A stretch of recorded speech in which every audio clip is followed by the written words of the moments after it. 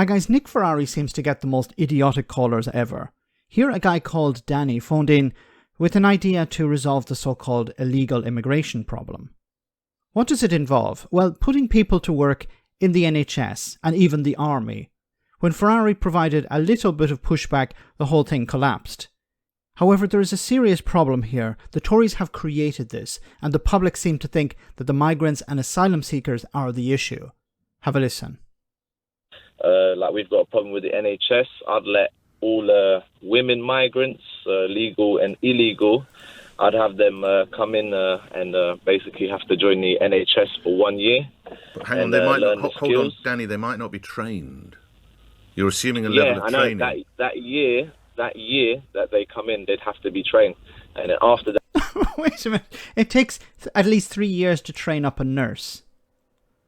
And it takes at least 7 years to train up a doctor. So this guy is suggesting that, well, people coming, and let's park for a moment, people coming in illegal, there isn't, people are not coming in illegal because it's not possible to come in illegal. Even the government have said that. But let's just ignore that for a moment. So people who arrive in the country, they're going to arrive and then they're going to be like, okay, you're going to have to work in the NHS. You're going to have to do what? There's a shortage of nurses. There's 40,000 nurses short in the NHS. There are thousands of GP shortages. So what are these people going to do? They're going to train up as a GP or as a nurse in a year? Really? Okay. That year, they'd be eligible for citizenship. And if they... So you can become a citizen after a year of working in the NHS? I don't think Danny has thought this through very well. Come in illegally, they'd have to do like a 3-year course, and then at the end of the 3 years, they could... How much is this going to cost? We're not supposed to ask the question, how much is it going to cost when it comes to Tory policies? You can ask the question when it's Labour or SNP or Green or Liberal Democrat. Yeah, you can ask how much that's going to cost. Danny, how much is this going to cost? And where are you going to find the staff to train these people? Because you also need somebody to train these people up, right? They can't learn everything from a book or some, online webinar. Here's a YouTube video, learn to become a nurse. No, it doesn't really work like that. You need actually somebody to mentor. You need somebody to train these people up. Where are you going to find that? And how are you going to pay for that as well? That's a cost. Okay, let's continue. Can learn the skills they need and then possibly gain citizenship that way. And if they come in illegally, then that'll be a course. What if they're no good? What if they just don't get medicine? If they break the rules, then they get sent back to wherever they, however it works. But at least they get... That wasn't the question. If they're no good, it's not they're no good because they don't want to do the work. What if they're not qualified to do it? They don't have the skills. Not everyone can be a nurse. I have huge amount of respect for nurses because I wouldn't be able to do that work. But if I tried to be a nurse, I'd be crap.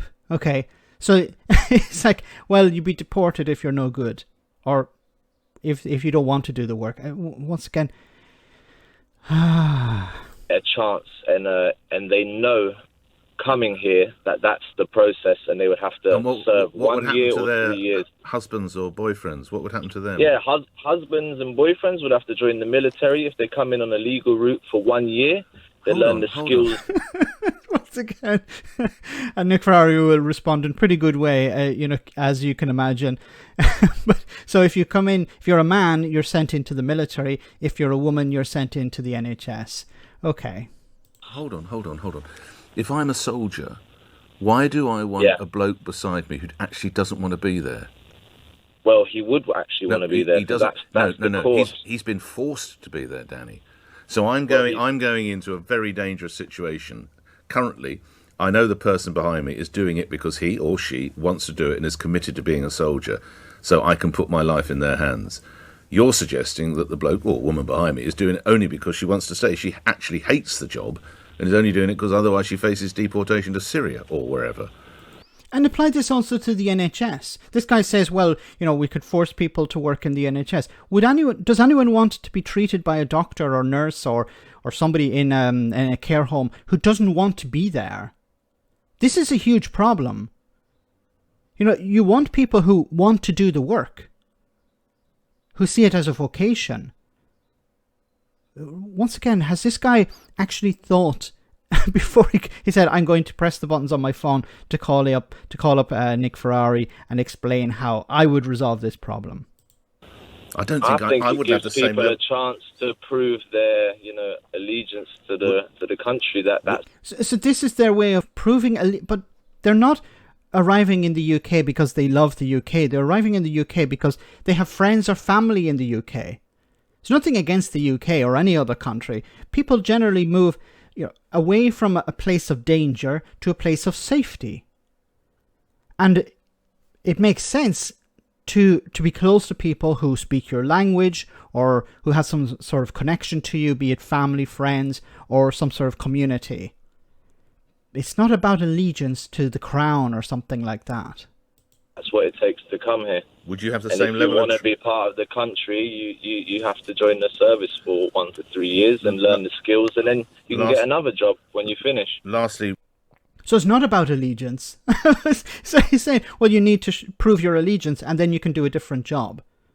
So then it's not about allegiance. It's just about doing a job. Then what's the point? Like, there is a shortage of workers, okay? But you don't fill that by forcing people into those types of employment.